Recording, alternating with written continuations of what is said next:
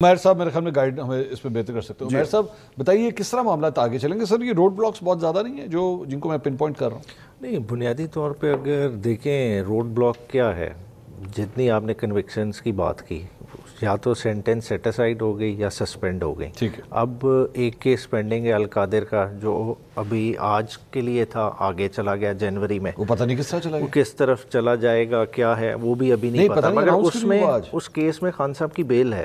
ٹھیک ہے، بات ہو کیا رہا ہے کہ خان صاحب کے ساتھ ہوتا کیا ہے کہ ایک کیس میں سزا ہوئے، سینٹنس سسپینڈ ہوئے، ایک فرضی کسی مقدمے میں ڈال لی جاتی ہے گرفتاری، جیسا تھانہ نیو ٹاؤن کدھر سے اچانک ابھرا، گرفتاری ڈال لی گئی. دیکھیں گورنمنٹ اپنے آپ کو ڈس انگیج کرنے کی کوشش کرتی ہے، وہ کہتی ہے کہ نہیں جی یہ جوڈیشل پروسیس ہے، تھرو جوڈیشری خان صاحب نے چھٹ کے آنا ہے. مگر جہاں گورنمنٹ کا رول آتا ہے، جہاں پروسیکیوشن کو تو وہ کنٹرول کر رہی ہے، گرفتاریاں تو اس کے ہاتھ میں ہے جو ملٹیپل پرچے بنائے ہیں. یا تو آپ گرفتاریاں ایک ہی دفعہ ڈال لیں، آپ کہتے ہیں 200 مقدمے، 200 نہیں 400. آپ واقعی اپنے دل پہ ہاتھ رکھ کے مان سکتے ہیں کہ پروسیکیوشن واقعی ان کے ہاتھ میں؟ نہیں، ان کے ہاتھ میں ان کے دیکھیں آپ اس کو لنک کریں جو مذاکرات کی ٹیبل پہ آئیں کہ ہفتہ پہلے تو یہی سارے موک کر رہے تھے کہ جی یہ مذاکرات کی بات کر رہے ہیں، ان سے کون مذاکرات کرے گا، تو آج ٹیبل پہ کیوں آ گئے؟ تو انہیں کسی نے تو بٹھایا ہے. اگر کسی نے انہیں بٹھایا ہے تو کسی مقصد سے بٹھایا ہوگا. اور ان میں آپ کے وہ جو 9 سوال جو سارے ہیں جس میں آپ EU کا حوالہ دے رہے ہیں، شاید وہ بھی اینگل ہو.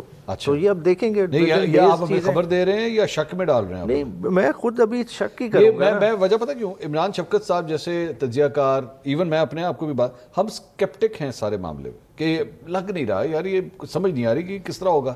جس طرح 9 مئی کے حوالے سے میں نے بھی بات کی، آپ کا ڈیمانڈ ہے جوڈیشل کمیشن بنائے، انہوں نے تو 9 مئی پہ سزائیں سنانا شروع کر دی. آپ کس بات کا جوڈیشل کمیشن بنائے؟ دیکھیں وہ سزاؤں کا پرسپیکٹو ٹوٹلی ڈیفرنٹ ہے. مطلب اگر آپ ایک ایگزامپل اٹھا لیں، میں نے پہلے بھی کہیں بات کی تھی، ہمارے ATC میں ٹرائل ہوا میاں والی PF ایئر بیس کے حملے کا.